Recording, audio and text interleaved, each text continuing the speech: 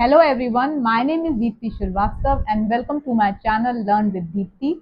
Here we are discussing class 9 maths NCERT and we have started with chapter 1 number system. In our last video, we have completed exercise 1.5 and today we'll study some rules, laws of exponent for real numbers. Okay?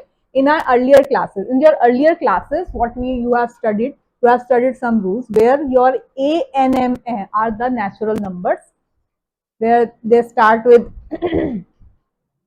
One and where A जो है वो आपका base बोला जाता है और M N जो है वो एक्सपोनेंट्स या फिर आप इसको पावर्स भी बोल देते हो, ठीक है। एक्सपोनेंट्स या पावर्स भी आप इसको बोल देते हो। तो जहां पर आपके बेस सेम होते हैं, जहां पर आपका बेस सेम होता है वहां पर आप पावर्स को ऐड कर देते हैं, ठीक है। वेयर आपका यहाँ पे बेस सेम है और नीचे आपका मल्टीप्लीकेशन का साइन है तो आप वहां पावर्स को ऐड कर देते हैं, ठीक है। अब यहाँ पे है कि a की पावर m और उसकी पावर n, ठीक है। अब इसमें क्या हो रहा है कि इसकी पावर और इन पावर्स को आप मल्टीप्लाई कर देते हैं, यहाँ पे आप पावर्स को मल्टीप्लाई कर देते हैं। I will show you with an example. मान लीजिए आपके पास 2 है, 2 की पावर 3 लिखी है और फिर उसकी भी पावर 2 है, तो अब आप इसमें क्या करेंगे, 2 की पावर 3 इंटू 2 6 हो जाएगी, तो आप इसको कैलकुलेट करेंगे 2 की पावर 6 से, ठीक है। अब यहाँ पर क्या है, थर्ड वाले में a to the power m divided by a to the power n is equal to a की पावर m माइनस n।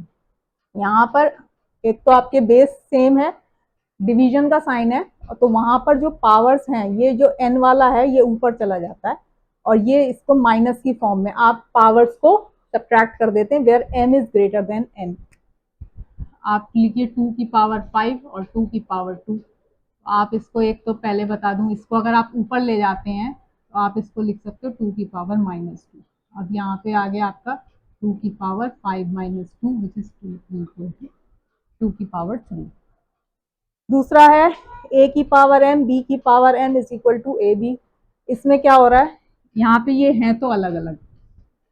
अब हम इसको एग्जाम्पल से लेते हैं, 2 की पावर 3 है और 3 की पावर भी 3 है। तो अब क्या करना है, इन दोनों को आपने मल्टीप्लाई कर दिया 2 इंटू 3 और पावर दोनों की क्या थी, सेम ही थी, तो ये हो गया 6 की पावर 3। ये मैं आपको इसका एग्जांपल बता दिया। अब anything to the power 0 is 1, ये आपने पहले भी पढ़ा हुआ है। और 1 अपॉन, जैसे यानी यहाँ पे आपको करके दिखाया कि जब आप इसको अब अगर ऊपर लेके जाएंगे तो ये आपका हो जाएगा a की पावर माइनस n। तो ये रूल्स आपने पढ़े हुए हैं। अब आप इसको थोड़ा सा और हम एक्सटेंड करेंगे रैशनल नंबर्स के लिए, ठीक है। अब हम इसको रैशनल नंबर्स के लिए एक्सटेंड करते हैं। अब इसमें अभी हम थोड़ा रैशनल नंबर्स का भी बता देते हैं। अब इसमें ये कह रहे हैं कि भाई आपको ये अज्यूम करना है कि जो आपके बेस हैं वो एक पॉजिटिव रियल नंबर है, एक पॉजिटिव रियल नंबर है, और जो आपका एक्सपोनेंट है, एक्सपोनेंट कह दीजिए या पावर कह दीजिए, वो आपका रैशनल नंबर है, ठीक है। तो अब इसमें क्या हो रहा है, इसमें देखते हैं। एक तो कुछ इस टाइप की फॉर्म आएगी, तो अब आप क्या है, देखो a है रूट के पावर और इसकी जो रूट की है, रूट में लिखा हुआ है 3, तो इसको आप लिख दोगे a की पावर 1 अपॉन n, ठीक है। जैसे मैं एग्जांपल में, बहुत सिंपल एग्जांपल, अब जो √2 आप लिखते हैं 4 मान लीजिए, और यहाँ पे खाली अगर रूट लगा हुआ है, कुछ नहीं लिखा है, तो इट इज एज्यूम कि यहाँ पे 2 है, तो आप इसको अगर हटाते हैं तो आप इसको लिख देंगे 4 की पावर 1/2। या अगर मान लीजिए यहाँ 4 और यहाँ क्यूब रूट लिया, ये स्क्वायर रूट है, ये क्यूब रूट है, इसको आप ऐसे लिख सकते हो 4 की पावर 1/3। वही चीज यहाँ पे बताई गई जनरलाइज्ड फॉर्म में, ठीक है। दूसरा, अब जैसे आपने लिखा, एक एग्जांपल में बता रहा हूँ, 4 की पावर 3/2 है, तो इसको आप कैसे लिख सकते हो, 4 की पावर 1/2 और इसकी पावर 3। 4 की पावर 1/2 क्या होता है, 2 होता है, 4 का स्क्वायर रूट करेंगे तो 2 आएगा, तो ये हो गया आपका 8,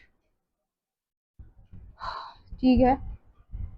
अब कुछ और इनकी आइडेंटिटीज देख लेते हैं रैशनल नंबर्स के लिए।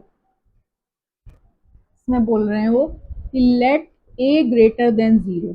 अब जो ए है वो आपका 0 से बड़ा है और एक रियल नंबर है, वो एक रियल नंबर है। एम एंड एन, एम और एन जो हैं वो आपके इंटीजर्स हैं, such that m and n have no common factors other than 1।